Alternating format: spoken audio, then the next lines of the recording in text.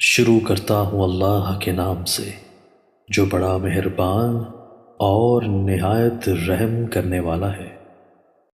حضرت عمران رضی اللہ تعالیٰ عنہ سے روایت ہے کہ ایک آدمی رسول اللہ صلی اللہ علیہ وآلہ وسلم کی خدمت میں آیا اور اس نے کہا السلام علیکم۔ آپ صلی اللہ علیہ وآلہ وسلم نے اسے جواب دیا، پھر وہ بیٹھ گیا تو نبی صلی اللہ علیہ وآلہ وسلم نے فرمایا اس کے لیے 10 نیکیاں ہیں۔ پھر دوسرا شخص آیا اور اس نے کہا السلام علیکم ورحمۃ اللہ۔ آپ صلی اللہ علیہ وآلہ وسلم نے اسے جواب دیا جب وہ بیٹھ گیا تو آپ صلی اللہ علیہ وآلہ وسلم نے فرمایا اس کے لیے 20 نیکیاں ہیں۔ پھر ایک اور شخص آیا اور اس نے کہا السلام علیکم ورحمۃ اللہ وبرکاتہ۔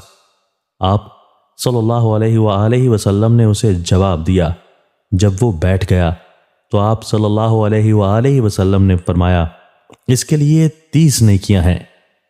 حضرت موسیٰ اشعری رضی اللہ تعالیٰ عنہ سے روایت ہے کہ رسول اللہ صلی اللہ علیہ وآلہ وسلم نے ارشاد فرمایا اللہ تعالیٰ نے میری امت کے لیے 2 امانیں مجھ پر نازل فرمائیں۔